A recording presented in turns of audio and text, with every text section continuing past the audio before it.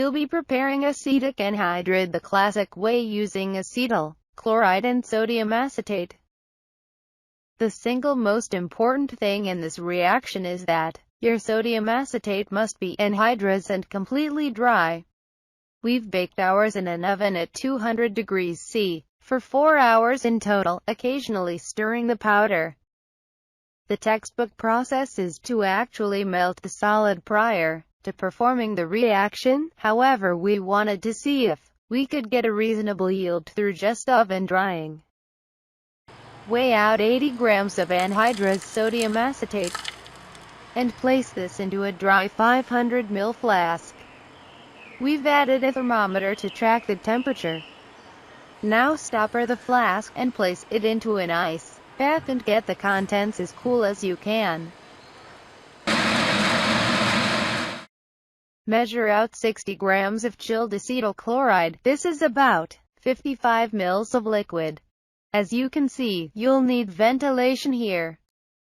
Now slowly add a small amount of the chilled acetyl chloride to the sodium acetate in the ice bath. Give the mixture a stir and allow the acetyl chloride to absorb and react. This produces quite a lot of heat, so go slowly, and don't allow the temperature to rise above about 60 degrees C, otherwise you'll risk losing acetyl chloride. It's easy to overshoot. We added a little too much, and quickly hit 70 degrees. So go slow and allow the mixture to cool between additions. Once the acetyl chloride is completely added, swirl the flask, and you'll notice some more heat generated. The contents of the flask turns into a liquid slurry. Now set up for simple distillation. We're going to distill off all liquid, so a thermometer in the still head isn't necessary. We've used a calcium chloride drying tube to protect the distillate. The first sign of liquid boiling is around 110 degrees C. Since our sodium acetate is unlikely to be 100% dry, there will almost certainly be some acetic acid present in our mixture. Pretty soon a strong distillation starts, and a solvent front creeps up the adapter tube. It's always very satisfying to watch this. Distillation is pretty rapid to begin with and slowly tails off, but keeps going for quite a while. As distillation proceeds, the slurry in the flask turns more and more solid. Quite a lot of liquid distills off, so don't stop the heat too early. It took a good hour and a half before the distillation died down to a very low level and the contents of the flask turned a yellow burnt color. Here's our final distillate. It has a slight yellow color, as you can see. This definitely contains acetic anhydride, but also smaller impurities such as acetic acid and maybe some ketones as well. To purify our crude product, we'll fractionally distill it. We're using a 40 cm big row column, as you can see here. We've chosen to fractionally distill because acetic acid and acetic anhydride have boiling points which are around 30 degrees apart. You could possibly use a simple distillation on a strong heat source such as an oil bath, but you'd need to go very slowly and carefully. Soon after heating strongly, the liquid in the flask boils, and we get another nice solvent front climbing up the column. We used aluminum foil to insulate the column to make the distillation more efficient.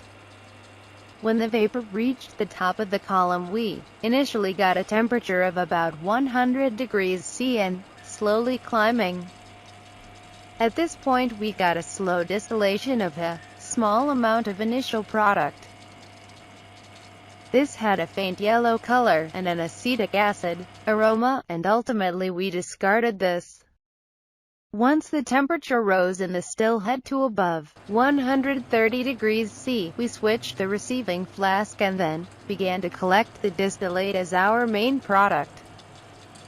use ventilation because we noticed that even the tiniest amount of anhydride vapor in the air is quite irritating to the eyes, even if you can't smell it.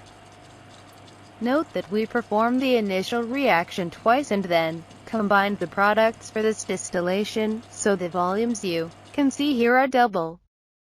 Complete distillation took around 2.5 hours in total, and the boiling point was very consistent throughout. At the end, the boiling flask contained some tar-like residue. Here's our final product, 130 grams of pure colorless acetic anhydride. Given that we used doubled the first reaction, this corresponds to an average yield on our first reaction of 83% based on acetyl chloride used. The product doesn't smell strongly of acetic acid. In fact, you initially think it has no aroma at all, and then suddenly it hits you, a very pungent and irritating aroma. Another common question is how it mixes and reacts with water. Let's add a little bit and find out.